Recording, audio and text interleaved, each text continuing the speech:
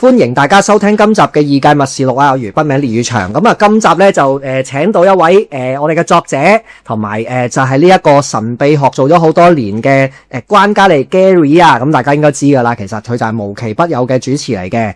好啦，咁啊，點解今集咧就會揾佢上嚟咧？咁啊，事緣就係咧我哋就即將就有一本新書，咁啊其實已經印緊噶啦，喺錄音嘅時候，咁啊睇翻呢一條片下邊咧，我都會開放一條 link 俾大家係可以訂購嘅，係啦，咁啊呢本書係咩咧？如果你哋有聽我之前有一集節目咧，我都有講過啦。其實我都唔知應該咧叫佢新書好定叫佢舊書好，因為點解咧？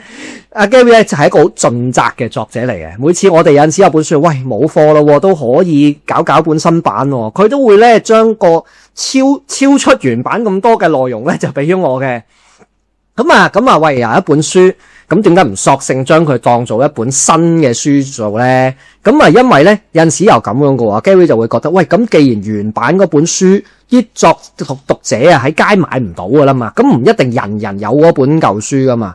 咁新買嗰啲，如果你冇咗原本嗰本有一啲叫做好重要嘅一啲原先嘅內容嘅基礎咧，又好似有啲冇頭冇尾咁樣樣喎。咁啊，不如保留翻嗰度嗰啲嘢啦。咁我哋咧就成日就傾向咧就將一本嘅書嘅一啲舊嘅過咗時少少嘅內容咧就抽走去，咁就加入咗新嘅內容，咁就係呢一本《光明卡與光明會 2.0》啦。嗱，呢本書咧，其實我粗略估計啦，其實嗰度新增有10幾萬字嘅，你當佢大概有4/3到係新嘅，係啦，1/4到啦，係原有嘅內容嚟嘅，咁所以就完全冇欺場嘅，即係唔係話喺度賣花讚花香嘅。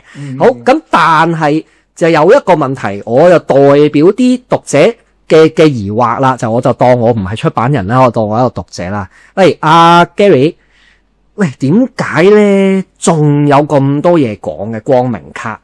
喂，講咗好多年啦，係嘛？嗰啲咩雙子塔啊，嗰啲仲有乜嘢預言未講過啊？咁你都可以再作到咁多嘢出嚟喎？你老作定係點嘅先？你分享下。首先即係我都要多謝阿余啦。咁啊，雖然老友啊，我哋成日都出嚟食嘢啊、吹水，咁但係咧就真係做你個節目咧，其實真係因為書嘅宣傳。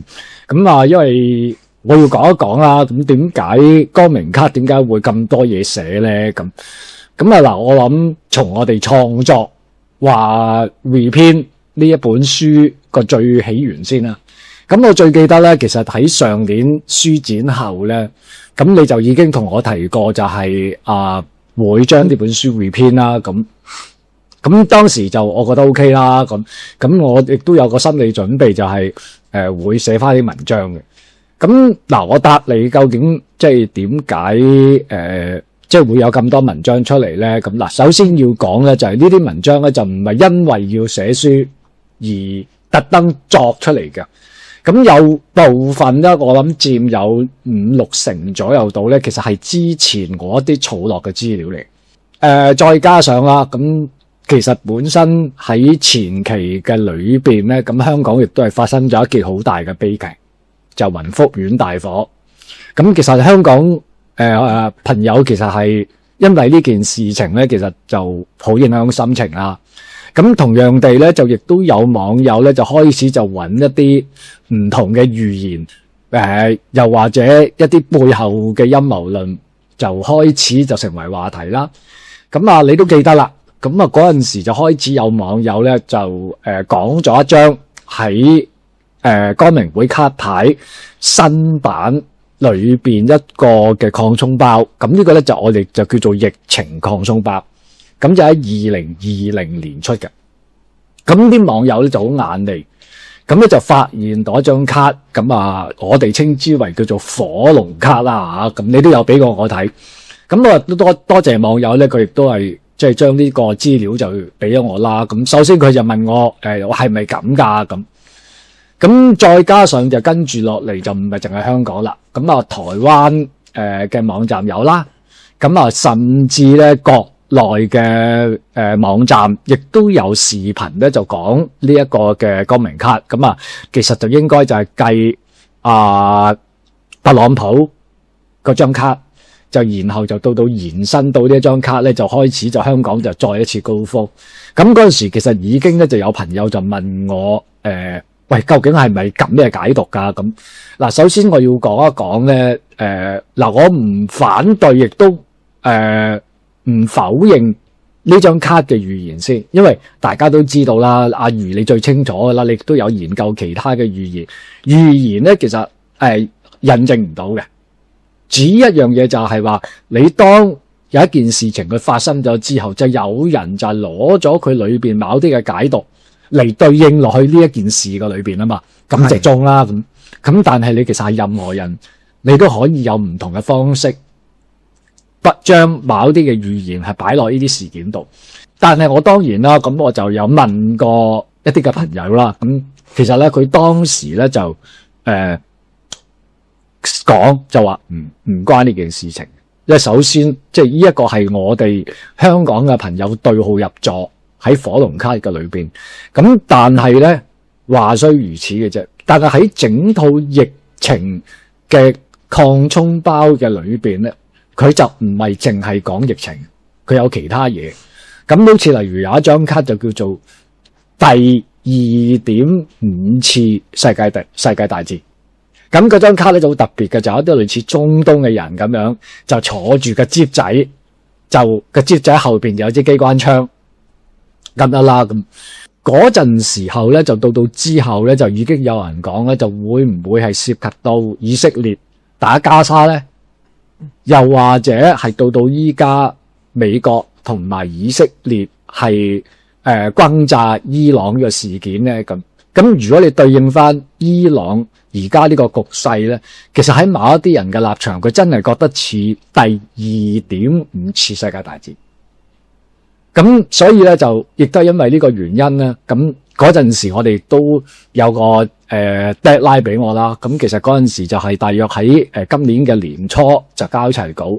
咁所以咧我就從呢一個嘅方向嘅裏邊咧就開始就整合咗一啲資料啦。咁啊包括就喺今次呢本新書嘅裏邊咧，我就講咗一樣嘢咧，就係光明卡其實唔係淨係呢一張係講香港嘅，因為呢一張係好特別嘅，喺成個擴充包嘅裏邊咧，呢一張卡係突然之間係有一張香港出現嘅。咁我當時我問即係創作嗰啲朋友啦，我話喂，你係咪其實收到料啊？咁先講呢張嘢啊，咁當然佢哋呢個答案都係好大路嘅，冇啊 Gary 咁啊，即係我哋咧就只不過就覺得嗰陣時我哋喺美國就睇到新聞就話你哋香港嘅疫情就好嚴重，咁就有感而發咁，但係我唔信㗎，即係但係當然呢個朋友上嘅嘢我係只係即係咁樣嘅啫。咁但係咧就有另一個朋友咧，佢亦都相信咧，就係佢裏邊係知道某一啲嘢嘅。咁但係當然我哋唔知道啦，咁跟隨住落嚟，咁啊一路就發現到咧，其實喺今次呢個我哋主要講1995年版嘅光明會卡牌嘅裏邊咧，其實有一張卡咧係真係提及，即係有你見到個公仔你就知道，其實真係好似講緊香港嘅。咁而嗰張卡後尾嘅解讀咧，就係講我哋97金融風暴呢個事件。咁啊，如果用一般人嘅理解咧，即係預言就我覺得叫做有兩種啦，即係有一種就真係叫做比較 we 少少嘅，即係一啲叫做大自然上嘅嘢，你真係要接通到個天地線，你先至有機會預言到嘅。而另一種咧就叫做人為上嘅嘢啦，即係一啲係天災，一啲就係人禍上啦。而人為上嘅預言就往往你可能係有啲人真係早收3日風，就聞說到某一啲嘅嘢。咁只要佢將嗰樣嘢用一種另外嘅形式去表達，即係譬如卡牌或者係詩句或者係書或者係古仔情節之如此類都好啦，或者電影啦嚇，咁就可以某程度上作出咗一種預示嘅。咁佢就似預示多過預言啦，即係佢有種預兆。咁究竟係咪會發生又唔知，但係發生咗又真係唔奇。咁佢又未必係完全係講到好重，但係你話佢係咪完全係老吹嘅咧？佢又唔係喎，就係往往個曖昧性咧就在於呢樣嘢啦。咁而譬如頭先 Gary 講話，如果有張卡牌，大家原來係真係好似講香港嘅喎，係講到有啲金融風暴嘅嘢咧，你覺得係相對係好容易理解嘅。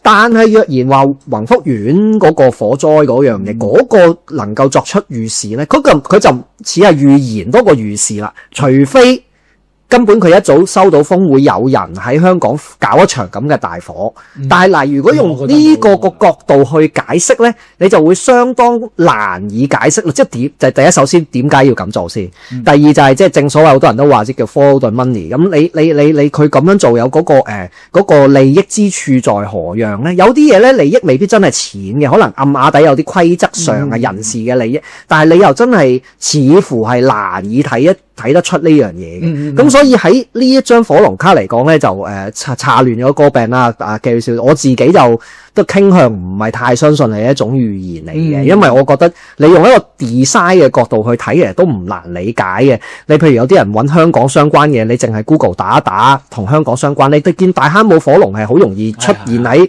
嗰啲圖片嗰度嘅。咁其實用呢個角度去畫一幅火龍咁，然後去預示香港一種佢科心啊，咁呢樣嘢又即係講真由頭角順數都睇得到嘅嘢嚟嘅。咁我又唔覺得好特別，但係你話係咪張卡都係且冇特別咧？我又唔係咁睇喎。有啲卡係確係去到有一種喂，真係有啲嘢嘅喎。嗱，咁點解我咁長篇咧？就係我想問，會唔會就係呢一種佢偶然間會有啲卡有一種令人覺得喂有啲嘢喎，唔似係巧合嘅呢一種嘅元素，令到全地球嘅人都仲咁多人係咁興致勃勃咁去研究呢一套卡咧，就包括好似日本人，我聽阿 Gary 講話，原來日本人係好迷呢套嘢，好信嘅。點解咧？嗱，首先答咗第一 part 嘅嘢先。其實光明卡係一個好特別嘅。首先有一樣嘢咧，因為有網友都問過我，咁佢就話：喂，我 Gary 啊，你啲料喺邊度揾翻嚟㗎？咁因為光明卡從911嗰兩張卡開始爆紅之後咧，你就會留意到咧，有好多人其實佢係借光明卡嚟做流量嘅。咁所以咧喺整依10年、20年嘅裏邊咧，其實所有人咧就來來去去咧都係講嗰10幾張卡嘅啫。呢個係一個好常見嘅現象啊。所以咧就因為有呢一種嘅情況咧，就有好多人就覺得，穿鑿附會嘅啫，你幾百張卡，咁你邊有你得10幾張卡中？呢個只係一個巧合嚟嘅啫。咁嗱，其實個問題咧就喺呢度，有冇人究竟繼續會有研究嘅咧？其實係有嘅。咁但係咧就好奇怪地咧，喺網絡上咧好多嘅，比如網站啦，一啲視頻啦。當你一深入講光明卡嘅時候咧，佢就 ban 晒。原來有咁嘅現象。有嘅。咁會有一樣嘢嘅。咁其實呢個我哋都解唔通嘅。咁只要你一深入啲嘅啫，咁你就可能會不實信息啊，咁呢啲咁嘅嘢咧，甚至你喺 Google 裏邊搜尋嘅咧，其實係刻意係揾唔到嘅。咁點解我會知咧？咁嗱，因為咧，我出咗本書啦。咁我其實喺即係我哋呢本書嘅第一版嘅時候咧，我就曾經因為一個原因就話：喂，如果我哋出呢本書，我哋引用佢哋嘅圖片，有冇觸犯嗰個版權先？咁你當時你係最擔心，係我最 concern 嘅，記得噶嘛？係。咁我嗰陣時我就問過啦。咁當然佢哋就好歡迎嘅。咁佢亦都講就話冇問題。咁亦都佢解釋咗一個論調出嚟，就話因為佢哋本身嗰套卡係有白卡嘅。咁而嗰啲白卡嘅性質係可以俾一啲網友玩卡嘅朋友咧，係可以自己創作一啲卡。咁而且咧，佢亦都覺得咧就話即係呢啲嘅資訊咧，其實佢哋冇辦法控制到。咁所以咧，佢亦都歡迎。咁你最記得就係話我咪嗰陣時咪叫你寄過我哋嘅書，就俾出版社噶嘛。咁係俾卡嗰邊嘅出版公司係啦。咁佢間公司就係加州嘅。咁因為呢個原因，我就同佢熟啦。咁其實佢有陣時我都會揾佢傾偈啊。咁我就因為呢一個原因咧，咁我就問佢啦，咁其實火龍卡佢所同我講嗰個創作咧係點樣咧？咁話說咧，佢哋間創作嘅 studio 咧就喺好近加州嘅唐人街。咁佢哋咧就比如佢就話咧，一遇到一啲即係中國嘅節日咧，唐人街咧就會舞獅同埋就舞龍。咁所以咧，佢哋咧就對於呢兩個活動咧，就佢哋好感興趣。咁而且咧，就因為呢個原因咧，佢就發現到咧，就香港大坑咧就有獨家就係舞火龍呢一樣嘢。咁所以咧，佢就擺咗呢個概念就落去新嘅疫情嗰套卡嘅裏邊，但係始終都解釋唔到嘅，佢點解佢要提香港？咁嗱，呢個就第一個問題啦。咁然後咧就到之後咧，我就喺 Discord 啦，咁同埋喺一啲即係比較私人嘅媒體嘅裏邊咧，我就開始咧就識咗有幾個嘅朋友。咁其實大家咧都係對光明卡，佢哋係其實係專家研究嘅，就唔係好似我咁樣嘅。咁佢就話你都未夠專家，係咪？佢哋好有，咁佢哋都解釋咗就係佢哋點樣解讀到卡啦。咁因為咧有啲咧就好似我哋成日用，尤其是國內嘅朋友或者即係台灣嘅朋友咧，佢哋咧就將呢度卡就比喻為係推背圖，即係佢話咁樣，咁甚至就話呢個就叫做西方嘅推背圖咁樣嘅形容詞啦。咁我唔能夠完全100%講佢係錯嘅。咁因為點解咧？其實我哋比如有啲人解讀光明卡嘅咧，就其實就好似推背圖咁樣，係圖像化，先睇公仔。咁公仔有啲乜，就用佢哋嘅推論而推呢一個預言出嚟。嗱，呢個最常有嘅。有一啲咧就係會加埋推背圖佢裏邊嘅參與，即係佢啲文字。咁啊，再有一種嘅推論，光明卡其實都係一樣嘅。咁有啲就會用埋下邊嗰張卡嗰啲 favor text，跟住嗰啲文字嚟再深入咁嘅解讀。咁啊，亦都有另一啲嘅版本。咁好似例如特朗普嗰張卡咧，就用呢一種嘅解讀法。咁而新即係我所認識嗰啲朋友咧，佢除咗用呢啲之外咧，係用咗幾張卡嚟咁樣推斷。明白，好似一個卡組咁，一個卡組咁樣，咁有少少塔羅化㗎，類似咁樣咯。但係佢又唔係有一啲有啲咩神秘力量，佢哋係冇嘅。咁首先有一樣嘢咧，佢哋係點樣咧？佢會好似唔同嘅事件，佢揾咗啲對應先。嗱，因為而家我哋嘅嘢發生緊啊嘛，咁然後咧，根據嗰個事件嘅進程咧，佢哋就可以揾大約3至4張卡牌。咁然後就可以推斷到之後嘅嘢究竟係點樣啦。我自己就覺得咧，呢一套若然係唔信嘅人咧，可能就會覺得有少少過咗龍嘅。但係我又覺得好有趣嘅就係咧，我見阿 Gary 你寫呢本書咧，就唔係完全用佢哋呢一套類似推背圖式咁樣嘅玩，你係有少少咧，即係點講咧？每一張卡。由於無論創作人真係得到一啲資訊，定係話佢只不過係將一啲成個神秘學界、陰謀論界裏邊有講嘅一啲話題，甚至乎一啲未來學推敲嘅嘢，佢擺晒出嚟，然後加上一啲佢哋嘅想像或者點樣嘅圖畫都好啦，個解讀都好啦。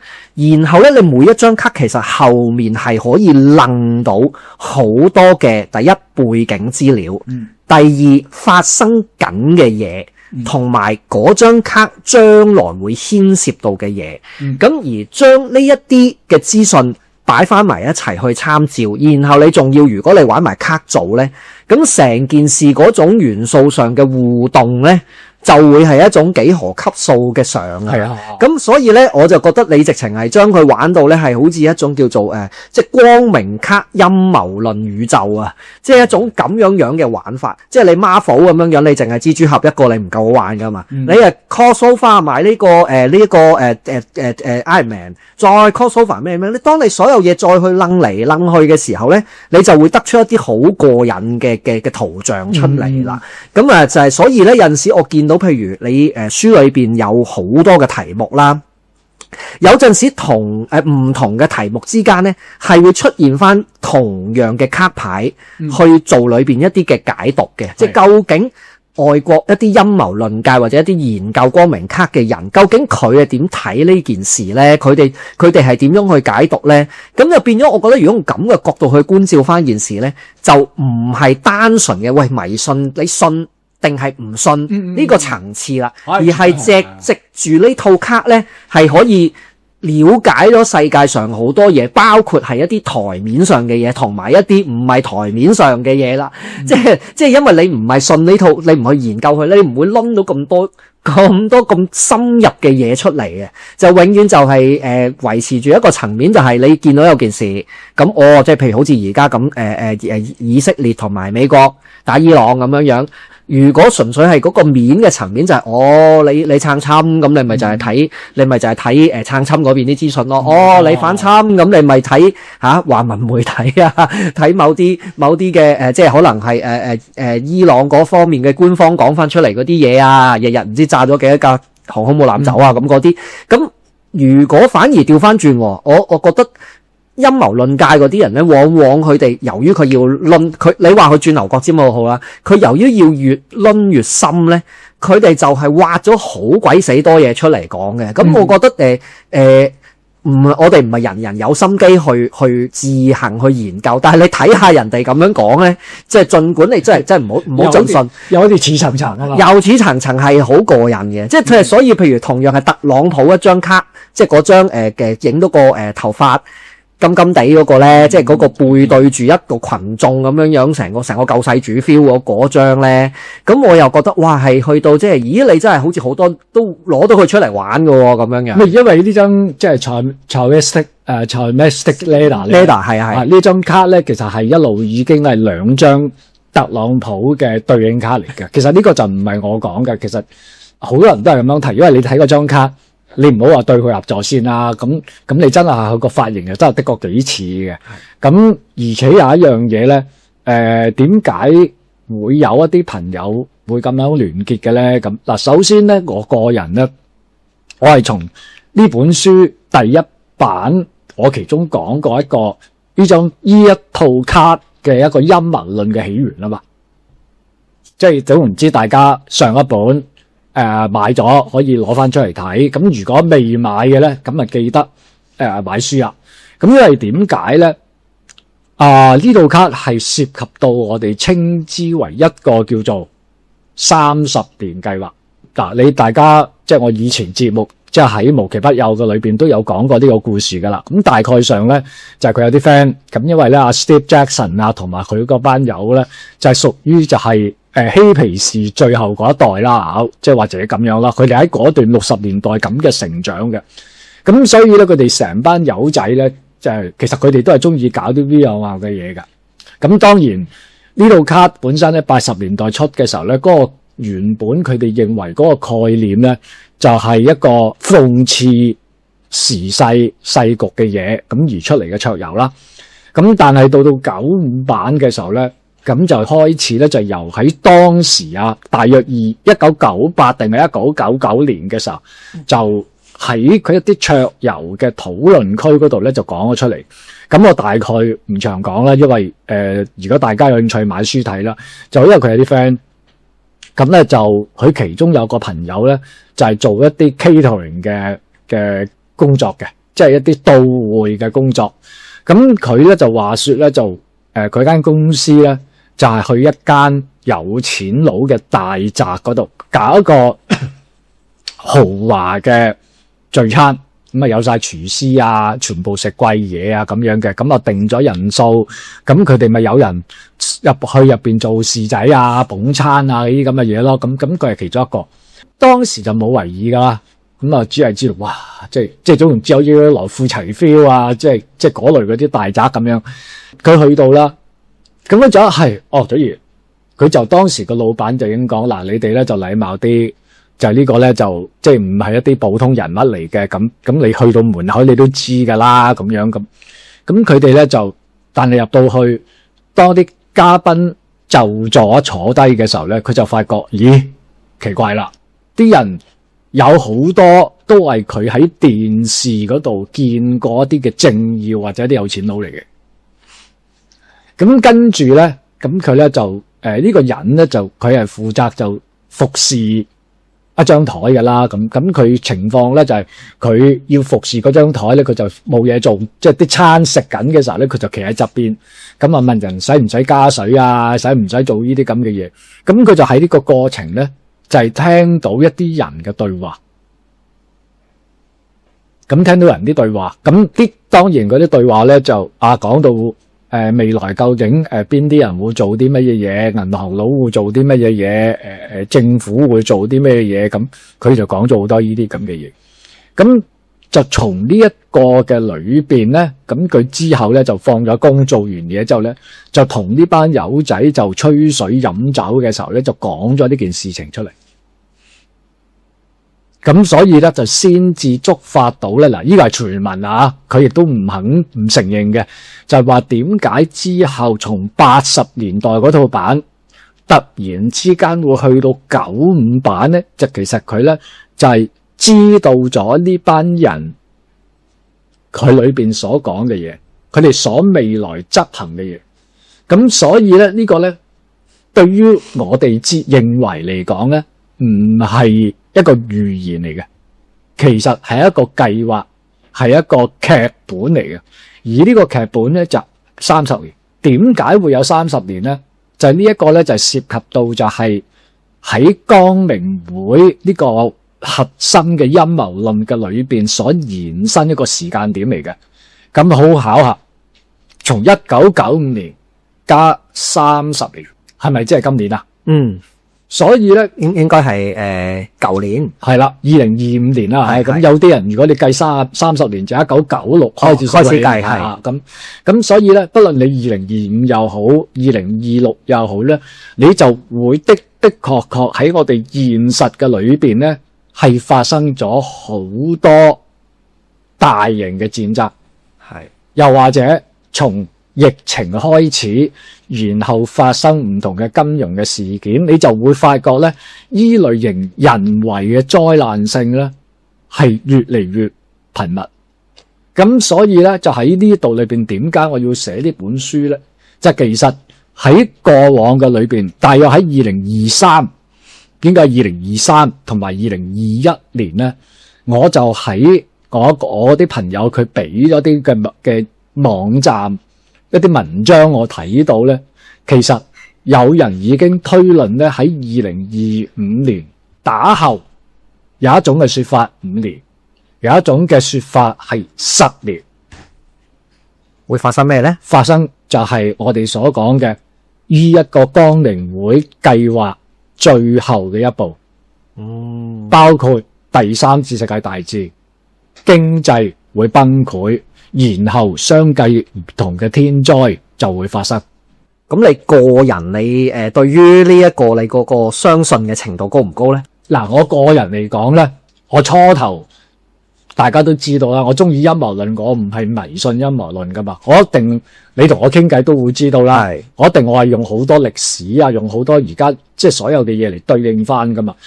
咁我自己咧，其實一路咧。因為我係抱住一個懷疑嘅態度，我就揾好多唔同嘅事實嘅歷史而對應翻嚟，本來係否定呢樣嘢，就變咗咦唔係喎，又真係似層層喎。咁所以咧，我自己你問我信唔信嘅話咧，我相信呢一個係一個計劃，係而呢個計劃咧。而家我哋大家眼前所見到嘅唔同嘅人物、唔同嘅角色、唔同嘅組織、唔同嘅國家，其實都係喺呢一個嘅棋盤嘅裏邊。咁我又會覺得唔係唔可能嘅，因為好簡單啦，有一樣嘢即係叫做自我實現嘅預言啊嘛，即係正所謂好似以色列佢哋嗰邊一啲嘅預言咁樣，都已經有啲人出嚟解釋話，譬如話佢哋會見到嗰啲紅月啊之類嗰啲嘅情況，就會發生啲乜嘢嘢。喂，你有陣時未必係咧個天預言你乜嚟，而係調翻轉，當佢哋有咁嘅傳統傳說，話你乜出現就會出現乜戰亂或者咩，佢咪就跟住佢行咯。其實咁你呢樣嘢真係會有可能㗎喎。譬如有一班人，佢哋本身就已經係訂立咗個框架，即係無論佢哋點解要去到嗰個某啲年份就要做一啲叫做戰亂啊咩出嚟，點解呢個你唔好理啊？點解先好啦？無論係佢哋即係有啲就話因為佢哋始終擔心人口過多啊，有啲又話總之佢哋要實行某啲宗教上嘅理念，覺得去到某一個位就要淨化下啲人啊，咁點都好啦嚇。總之你如果有一棚人佢係有啲狂想狂熱，而佢哋又有能力去執行嘅話，咁你就會變咗啲嘢就真係好似跟劇本咁樣行噶啦，就爭在即係一個大型嘅劇本，究竟佢有幾偏差咧？最後係咪佢哋如願地做到咧？咁你就希望，只不過我哋呢啲星斗市民就希望佢執行唔到窩可阻咁解嘅啫，係啦，咁樣嘅啫。咁但係你話嗰個發生個可能性就唔係等於零嘅，咁只不過係有幾高咧？咁就真係可以大家再跟翻個事實同嗰啲人嘅推斷，我覺得最過癮就係咁噶啦。有陣時有啲嘢推斷係唔啱嘅，確係，即係有陣時佢推斷到好大，出到嚟我唔係嘅。咁你唔係唔係可以事後又揾另外一套去解釋翻佢？喂，佢哋之前都唔中啦咁樣，咁又再解釋，咁佢再解釋，咁都可以言之成理嘅。但係你又信唔信佢咧？咁啊呢樣嘢真係去到最老土嗰句就信不信由你啦。即係我哋嘅角度就係我哋提供咗一個叫做呢個光明卡與光明會嘅陰謀論宇宙，就匯合咗好多嘅資訊，就組成咗一個 picture。咁大家咪覺得即係唔信咪睇過癮咯。不過我覺得就算信都無謂太擔憂嘅呢啲嘢啊。因為我哋阻止唔到啊嘛，你阻止唔到啊，係啊。我哋阻止唔到，咁你唯一一種嘅做法，咁你知道，咁你咪有啲嘢你咪可以自己嚟決定咯。係，不如我哋講到呢度休息一陣先，我哋做多一節好嘛？好啊，好，休息一陣，好。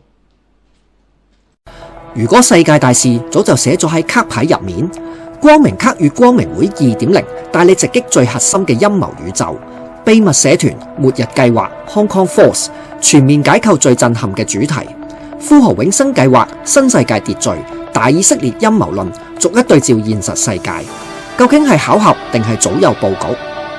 光明卡與光明會 2.0， 打開卡牌就打開另一種現實。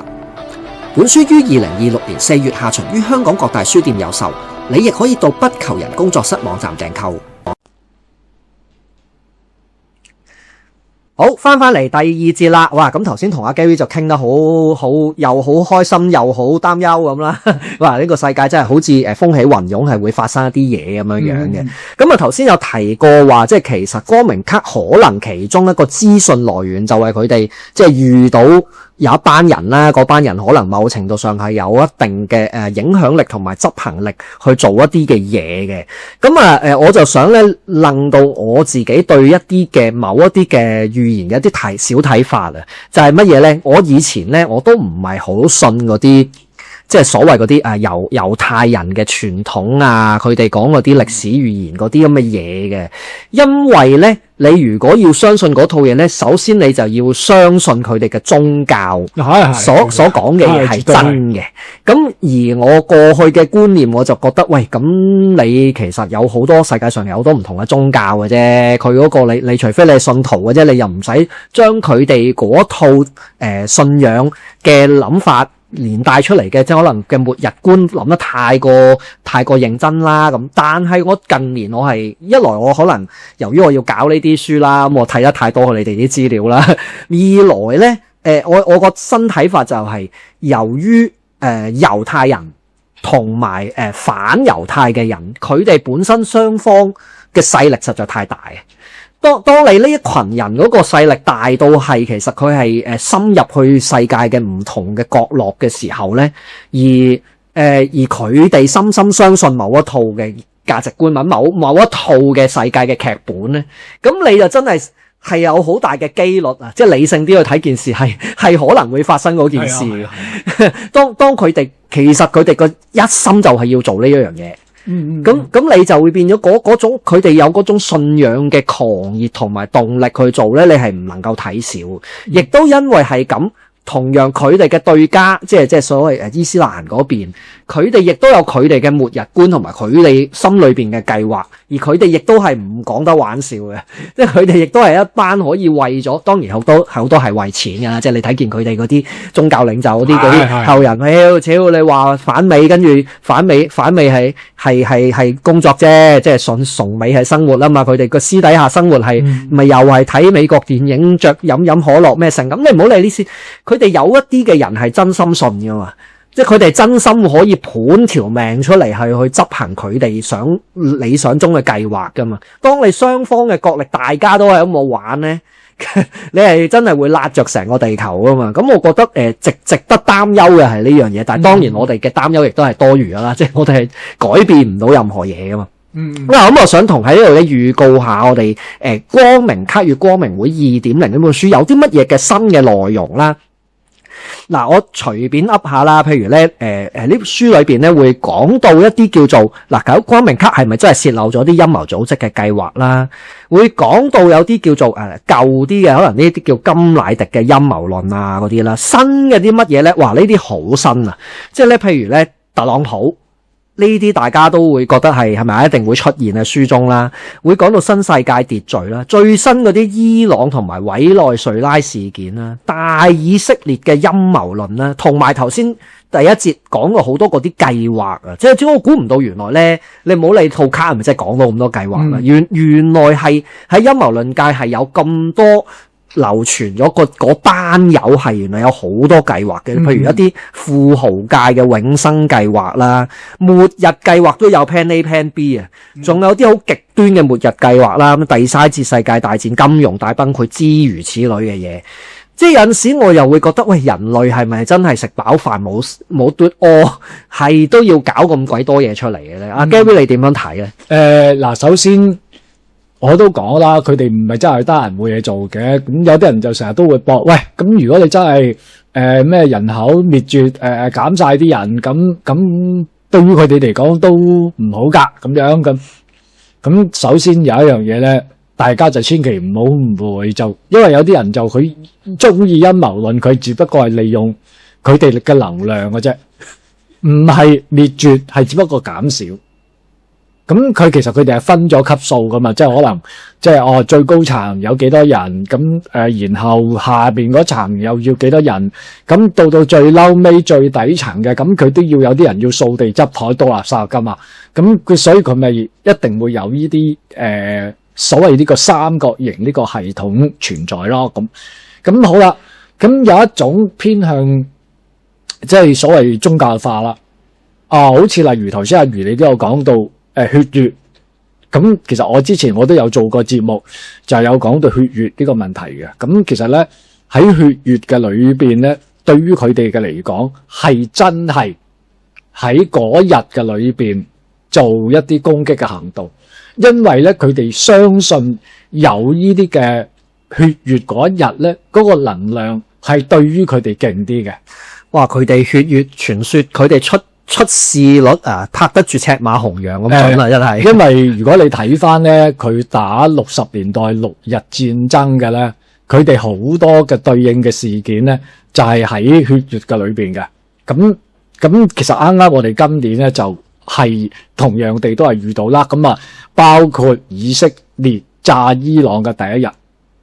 咁嗱，呢個我唔長講啦。咁總唔知我遲啲咧，我都會特登會針對呢個內容咧，我都會自己都會錄節目。咁呢個提過話，咁但係你話講呢一樣嘢咧，我覺得佢哋有控制，我覺得係相信咯。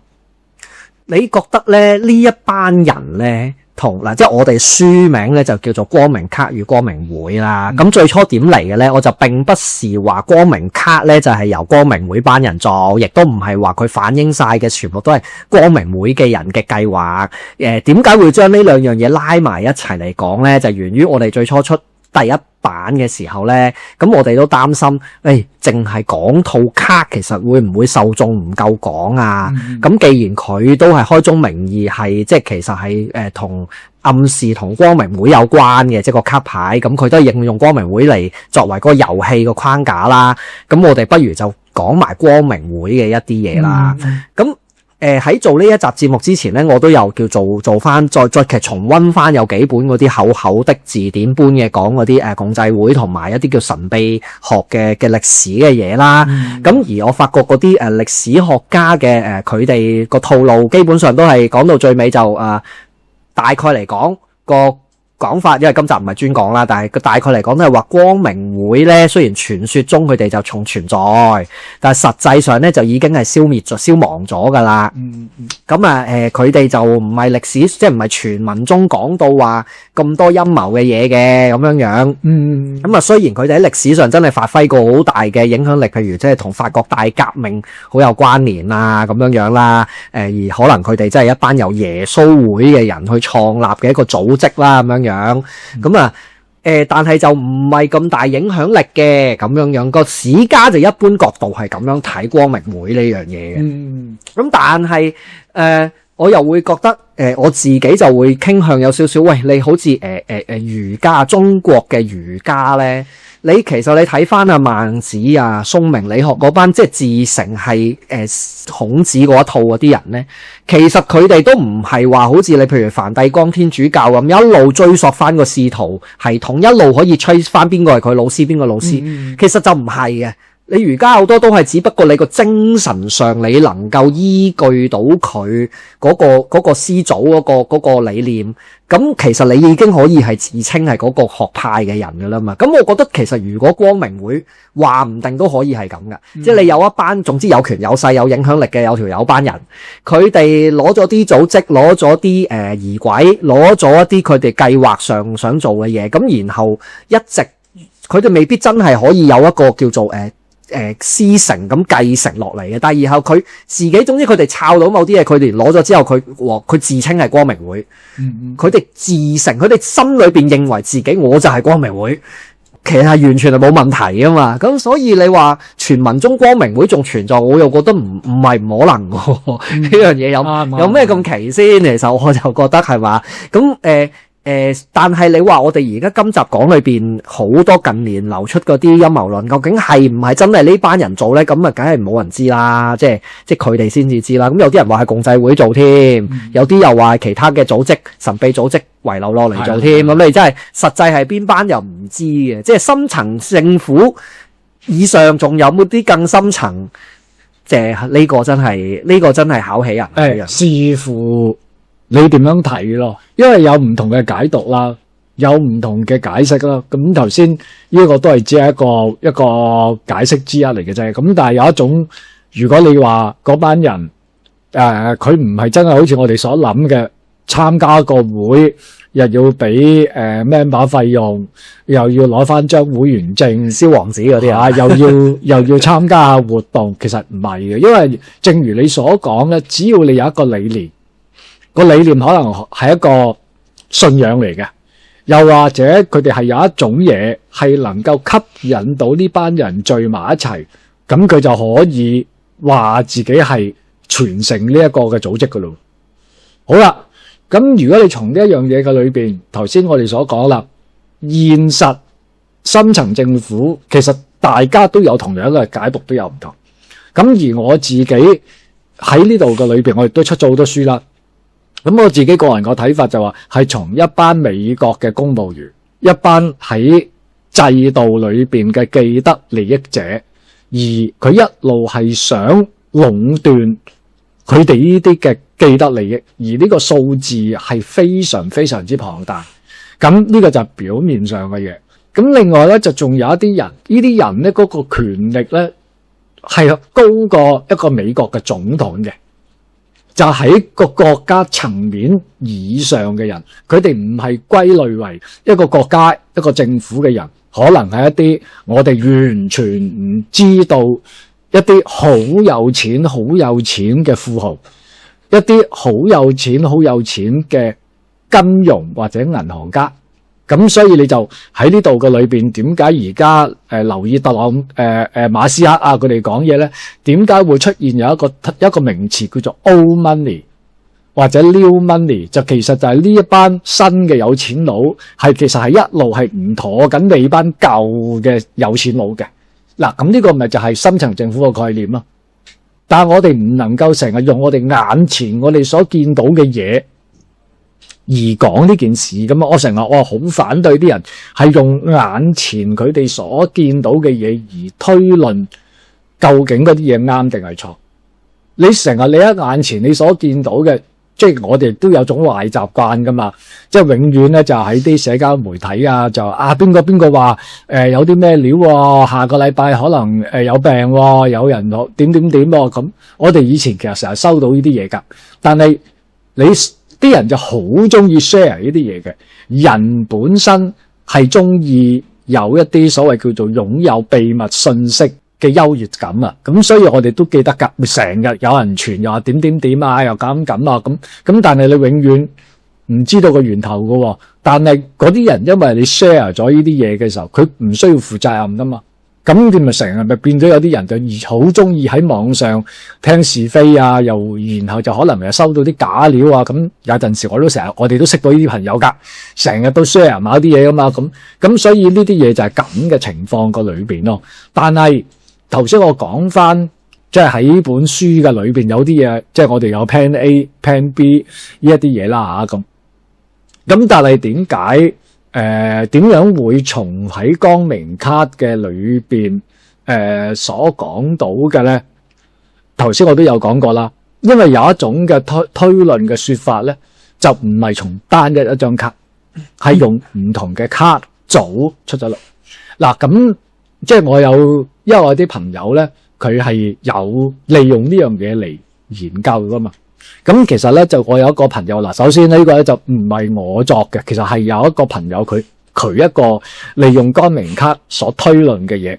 咁而佢所推論嘅嘢咧就大約就係喺啱啱喺伊朗炸嘅之前，佢就俾呢段信息我睇嘅。而佢嗰個信息嘅推論咧就係喺2025年。頭先咧，我有少少咧，想回應翻，即係嗰個即係，如果有一群人佢係叫做比起美國政府更加之有權力咧，其實唔係我哋講嘅喎，亦都唔係話純粹陰謀論㗎。其實喺美國嘅大眾媒體裏邊，有啲美劇啊嗰啲咧，其實佢哋已經都唔係暗示㗎咯，係明示喎。係，即係譬如好似你紙牌屋裏邊咧，我唔記得佢第幾輯啦，係直情講到明，因為你美國總統其實你有任期，佢選舉亦都需要資金，亦都需要人支持。佢有陣時係會去加入有啲人哋嗰啲叫做你當佢派對或者咩都好啦，就成班就係嗰班富可敵國嘅人就喺度指點江山啦。咁你連美國總統你都要走埋去同佢哋即係取得一個共識或者係點樣嘅，咁你呢班人你其實稱呼佢為深層政府係真係都不為過，我覺得以喺譬如即係一個美國呢種咁嘅體制裏邊，咦咁你頭先講嗰個個情況係點樣？係嗱，我首先咧啱啱有個朋友佢 send 咗個 message 俾我啦。嗱咁我首先我講先啦。咁佢當時咧。呢個推論咧，其實究竟係點樣嘅咧？咁嗱，我就唔講一啲比較細節嘅卡牌啦。咁大家就可以即係聽個古仔就算啦。咁首先咧，佢就話喺而家我哋呢個事件即係當中啊，因為其實佢係上年講嘅。咁佢就話咧，整個呢一個進程咧，就係從喺2025年開始發生。咁佢咧就話咧，總共咧就有4個階段。第一個階段咧就係特朗普第一次遇刺嘅開始。咁其實咧，你睇到嗰張即係特朗普嗰張卡，你大家就開始可以對號入咗啦。咁佢就話咧，其實喺呢一度嘅開始咧，就已經咧就係塑造咗佢一個形象，係一個天選之人。或者係由神選定落嚟嘅人。嗱，大家你對應翻係有呢啲咁嘅傳媒嘅走向㗎。咁但係首先我哋要知道咧，就係因為呢一樣嘢咧，喺個解讀上個裏邊咧，特朗普啊或者特朗普嘅支持者咧，係我哋而家稱之為嘅基督右派或者叫基要派。係。基要派本身咧，你可以簡單啲講，佢係屬於基督教嘅，但係咧佢有一個嘅情況咧係唔同嘅咧。其實佢並唔等於支持天主教，甚至係可能唔認同天主教啦。首先我哋要記住先，咁而家呢個情況係對應咗啦。點解而家美國人出現嘅教宗點解會有呢啲咁嘅問題？點解會產生一個對立面？亦都係從呢度嘅裏邊。好啦，咁亦都睇呢段時間嘅開始咧，就開始就有另一個方向咧，就暗地裏咧就出現，就係有陰謀論咧，就係講其實佢背後嘅咧有兩個派別，一個就係一個就係俄羅斯，一個就係伊朗。嗱，大家都記得呢個陰謀論㗎，但係答案係冇嘅。好啦，呢度開始跟住落嚟咧，咁我哋就會記得就係佢喺賓夕凡尼亞州嗰個集會嘅裏邊，嗰個槍手開槍失火，然後擦傷咗隻右嘅耳仔，就係呢啲咁嘅嘢啦。咁然後咧喺呢度嘅裏邊咧，就到另一單咧，就係喺9月15號喺佛羅里達州嗰個高爾夫球場嘅裏邊，亦都捉咗另一個人。你記唔記得啊？嗱，呢兩個新聞，但係同一時間咧，就11月就美國咧就起訴一個伊朗裔嘅阿富汗人，就話佢係曾經係由伊朗革命衛隊7日之內要交出一個行似特朗普嘅計劃。嗱，呢個係新聞嘅裏邊揾出嚟噶吓。嗱，呢一度咧就開始咧，就呢個就我哋稱之為嘅叫做第一階段。你其實咧，你對應翻好似例如特朗普嗰張卡啦、狙擊手嗰張卡啦，其實咧佢哋就用呢啲咁嘅卡咧，就開始第一段就有呢啲卡牌嘅對應，然後咁咧就開始喺呢度嘅裏邊咧，就話呢一啲人咧就唔係窿根命嚟嘅，即係唔係獨行殺手嚟嘅。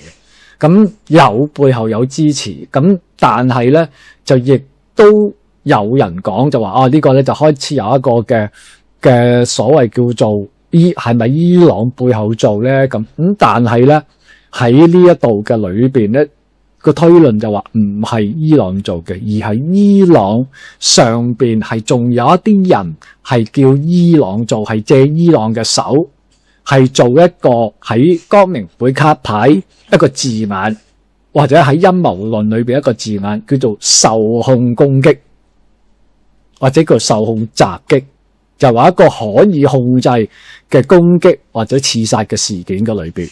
咁而目的有一樣嘢咧，就係將特朗普呢個人咧，呢個咁受爭議嘅人咧，係將佢本身係更加推高。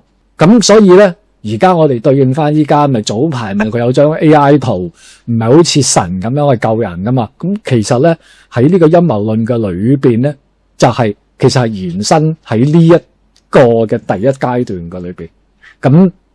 咁然後咧就開始就一路就強化即係伊朗嗰個形象啦。然後咧就開始咧就係伊朗就開始就民怨咧，就開始爆發出嚟，係從經濟嘅延伸。咁其實上年就已經啦，不過已經係鎮壓咗啦。咁然後到今年嘅事件嘅裏邊咧，經濟、軍事就開始喺2025年咧，就開始就進一步制裁伊朗。咁我哋就記得上年以色列點樣轟炸伊朗，同埋而家呢一個嘅事件。嗱，呢一個咧就係直至到依家嘅咧，就係第二階段。咁佢呢個第二階段最主要有一樣嘢咧，就係涉及到軍工複合體。嗱，而家咧除咗軍工之外咧，係仲有一個嘅加多飯，就係科技。咁呢班人咧就因為打仗，咁啊梗係要你買晒啲架撐，然後你燒晒啲飛彈，咁你咪幫我買咯。哇喂！你用 AI 控制無人機喎，咁嗰套 AI 個系統，咁咪又係要幫啲 AI 公司買啦吓，好啦。咁然後咧就開始出現有一樣嘢咧，就係石油美元嘅問題。咁石油美元大家都知道，成日好多人都話嘈，我買油，喂我唔俾美金得唔得啊？咁啊開始就有另一啲嘅貨幣就想出現啦咁。嗱，你會留意到咧呢個第二階段咧，佢所講嘅嘢基本上係全部噏咗出嚟嘅。咁啊，另外咧，以色列嘅鷹派，即係內塔尼亞胡嗰一班，即係主動炸你班友嗰班咧，就開始蒲頭啦。咁嗱，佢哋咧就全部就好幹噶喎，軍工科合體啊、石油，即係啊呢一樣嘢啊，OPEC， 即係所謂嗰班中東產油國啊，嗰班呢啲嘅，其實全部係有卡牌嘅。到第三階段就係其實就係從2025年12月底至到2026年嘅1月份，咁喺德黑蘭就開始罷市，開始出現示威，咁然後就從經濟就一路擴展到去打倒神權，支持巴列維王朝嘅回歸，係咪啊？然後跟住落嚟就安全衛隊鎮壓，咁然後就死咗好多嘅人，咁然後就斷網，直至到依家，咁馬斯克幫手，咁啊甚至就有啲即係革命衛隊嘅人係走入去醫院個裏邊打傷者，咁呢一紮呢啲咁嘅嘢咧，有一張卡就係叫做 Revolution， 又係對應喺呢一件事嘅裏邊，咁然後咧就一路就出現到。即係有呢個狀況啦，咁未來嘅局面究竟會係點樣咧？巴列維王朝呢個王者咧，即係呢個王子咧，就會成為咗所謂叫做一個叫親西方嘅傀儡，咁然後咧就從神權政治咧就係回復翻君主立憲呢一樣嘢。咦，咁啱即係。我哋本來咧舊年咧就想即係出咗一本叫做《末世大預言》啦。本來我哋今年咧就想出一啲叫做別冊咁樣嘅，即係少印少地咁就俾買我哋嘅書嘅朋友送俾佢咁樣啦。咁我哋嬲尾就叫做取消咗呢一個計劃嘅，因為咧覺得咧嗰班預言家咧，喂大佬，以前啲預言家咧一生講唔知好多唔係好多預言嘅啫嘛。你而家啲預言家咧，即係最出名台面嗰3、5、7個咧係。年出月出周出嗰啲預言係成改嚟改去。嗱，點解我無端端扯到呢度咧？就係因為咧，又真係咁啱咧。最近有一啲嘅預言家，佢講嗰樣嘢咧，唔知佢係跟呢啲收到風嘅劇本定點咧，就同你啱啱講到嗰點咪好似咯。係啦，就係啱啱對應翻呢一啲嘅嘢，咁樣我覺得都幾有趣咯。咁所以未來個情況究竟係點樣咧？咁根據佢個推論咧，有幾樣嘢嘅。咁啊，首先有樣嘢咧，嗰個金融系統咧係唔會爆。喺美國嘅股票裏邊啦，以一個平均數啊，即係你當然唔係個別股票啦，因為即係呢啲推論，我哋唔係神仙啊嘛，係咪先？咁根據佢嘅講法咧，嘅股票咧係會有人幕後會控制嘅。咁呢樣應該長期都係噶啦。咁啊，梗係啦，但係佢唔會推你跌，係推高。OK， 係推高。咁而石油嘅油價咧，當時咧佢就已經講咧，就係會喺呢度嘅裏邊會暴漲。嗱，咁而家睇翻個對應嘅事件係真，呢樣就中啦。咁然後咧就從而咧就係產生咗能源危機。而家中啦！你記唔記得我最早一排，我咪喺我自己嘅社交媒體，我特登鋪翻嗰張光明會卡牌嗰張能源危機噶嘛？佢更加嘅推論咧就話咧，其實喺未來嘅情況個裏邊，大約喺2030年左右咧，就會將數碼嘅加密幣就係國家化。OK， 即係自己美國係會出一個由政府所推動嘅加密幣，咁然後咧喺呢度嘅裏邊咧大重構咧，即係聯合國所推論呢個2030呢一件事情咧，就會喺呢度嘅裏邊就加快就會實行噶啦。咁但係未來嘅情況會點樣咧？首先糧食會越嚟越唔平均。係啊，近排都好多呢個風吹話會有糧食危機咧。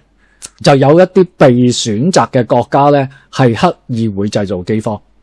哇，哎呀都驚驚地喎。咁第二就係天災就會越嚟越頻密咁樣發生。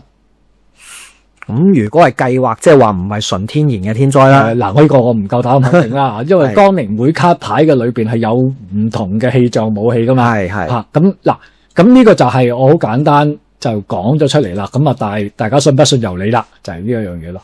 好啦，咁我哋講到呢度就講少少啲冇咁沉重嘅嘢啦。就係嗱，我啊想插一筆少少嘅，就係咧，我發覺咧頭先你有提到基要派啦，即係特朗普佢哋嗰邊啦。咁唔知咁多位聽眾咧有冇睇過嗰套選戰風雲啊？即係嗰個教宗嗰套啊。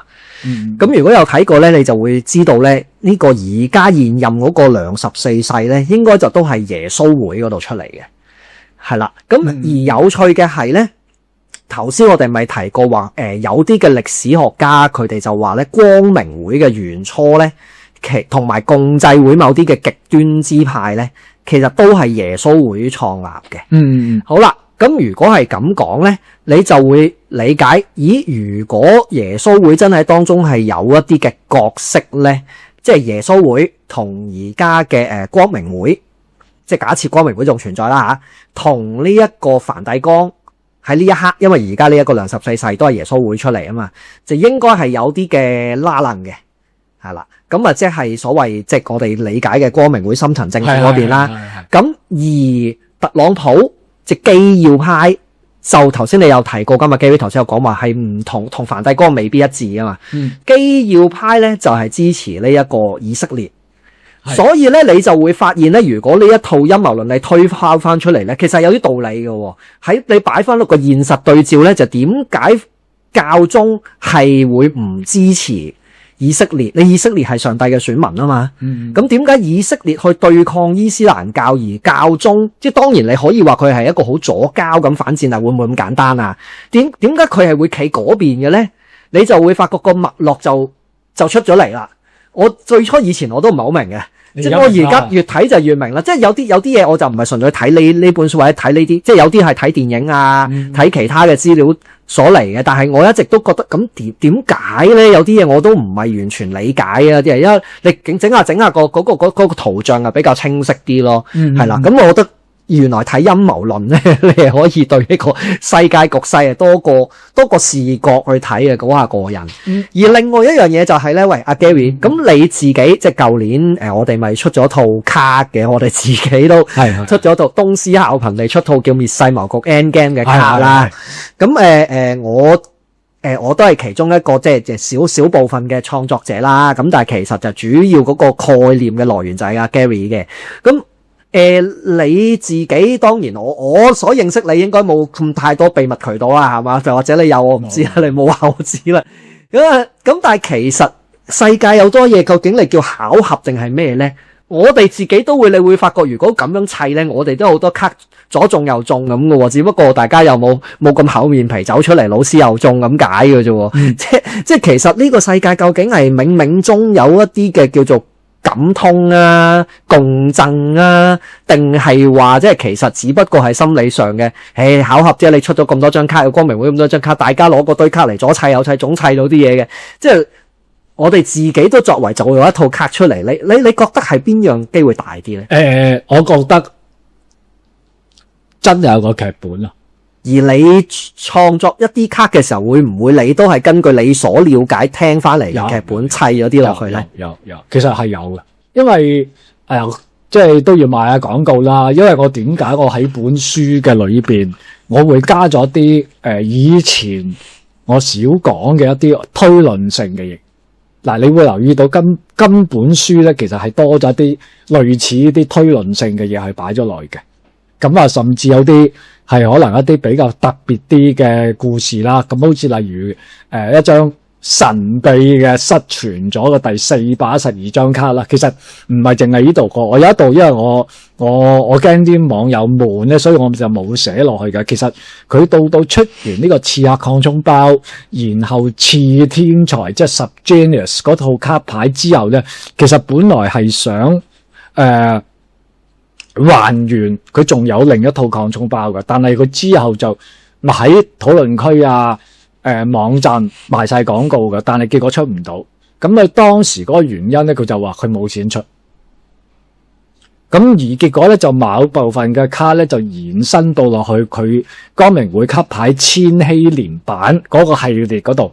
咁但係咧，你會睇到咧，到千禧年版咧，嗰啲嘢咧就已經執過晒，乾淨咗好多，就係咁樣咯。咁所以記住啦，咁如果大家唔需要話係真係有套卡先至明嘅，咁就算你睇佢我裏邊嘅文字咧，我都會盡量我都會抽離少少。咁就算你唔睇卡，你純係中意陰謀論或者我有，當然如果你買咗套日本版嘅光明卡，咁咪梗係好啦。咁但係如果你冇嘅，咁你網上你睇翻啲卡牌咧，其實你都可以對應到即係我今次呢本書嘅嘢咯。好啦，咁我哋就講到呢度啦。如果大家即係對於呢本書有興趣，梗係就歡迎大家買嚟睇啦。咁啊，如果中意光明卡咧，就即將會出呢個日本版嘅。咁就大家都可以用你哋嘅渠道諗辦法去買啦。咁若然話係好難買或者咩嘢，咁不如就買下我呢套 Endgame 卡，你掄下玩下都其實都有種氛圍感喺度嘅。咁即係搞下笑，講買下廣告啦。咁好啦，咁如果你哋想聽到更加多即係光明卡或者相關嘅陰謀論嘅嘢咧，Gary 佢即將都會喺佢嘅 Patreon 嗰度就會有其他嘅節目做逐啲去解嘅。咁不過 Gary 嘅 Patreon 好多陰謀論嘅，大家都一直知噶啦。咁而佢同我哋即係友好阿 Lawrence 清酒神秘學嗰邊咧，都好似話都預計會講一講嗰套新嘅日本嘅光明卡噶啦。咁大家就有興趣就去佢同佢哋嗰度聽啦。咁我哋呢邊就有機會再揾到阿 Gary 再講啦。咁就呢本書就即將出噶啦。而我哋今年嘅書展咧都會阿 Gary 咧今年創作年啊，唔知係咪佢有感於世界即將大亂啊？佢今年仲有一本至本半書係會出嘅，所以好誇張嘅。今年係係啦，因為首先咧，大家要知啦，咁我哋做節目都要有一啲準備功課噶嘛。咁有啲咧就係其實咧有節目錄唔到，可能變咗期票。咁有啲咧就擺下，咁咧就變咗咧就自己又唔記得。咁但係我就想將呢啲文字嘅資料咧，我就想整錄成文章，亦都咧就比如好似例如未來書展嘅嗰半本嘅新書咧，當然咧就係有唔同嘅原因啦。咁有啲可能同阿 Lawrence 會寫一啲就係即係日本嘅都市傳說啦。咁亦都有一啲咧就繼續延續咧，就係想講下日本嘅陰謀論啦。咁因為其實呢啲我以前有做過節目，咁所以咧就變咗我整理嘅時候咧，我加翻一啲新嘅資料，咁會容易啲。咁而且咧因為大家都知道啦，而家呢個新時代咧，咁喺用 AI 揾資料咧，其實雖然有好多錯啊，即係亦都要多方面要考證嘅，但係其實喺呢度嘅裏邊係的確方便咗。咁所以咧就喺呢度嘅裏邊，咁借 AI 咁變咗，好似例如我而家我執節目嘅聲咧，都係用 AI 執聲。咁雖然我係要俾錢嘅，但係我覺得佢可以慳咗我有30%嘅時間。咁我點解唔用啫？係咪先？咁所以因為呢個原因嘅，咁我亦都不如係咁嘅時候，不如整理多啲文章，咁亦都可以就係喺即係錄音節目上個裏邊多另一個渠道，就係咁嘅情況咯。好啦，咁我哋今集就分享到呢度啦。咁好多謝 Gary 就上嚟做呢集嘅節目啦。咁如果大家想再聽到 Gary 嘅聲，就去佢 Patreon 嗰度聽啦。好啦，咁我哋今集分享到呢度，拜拜。好，拜拜。近年國際形勢風起雲湧，一個舉足輕重嘅人物，佢嘅好多行動都似乎同一種既有勢力作對，而佢仇家滿天下，隨時萬箭穿心。喺呢啲背景之下，世界末日嘅預言層出不窮，未來又會唔會發生呢啲事？美國總統再被暗殺，全球金融崩潰， AI 大戰，第三次世界大戰，最後促成新世界秩序。但係你可以左右大局，滅世謀局 Endgame 讓你扮演深層政府或者反抗者，甚至係想滅世嘅狂徒。過百張精心設計嘅陰謀同神秘卡牌，令你玩 game 之餘充滿話題。由香港人設計，適量嘅本土元素更會令你覺得非常啱 feel。即刻去不求人工作室網站 secretpublication.com 訂購啦！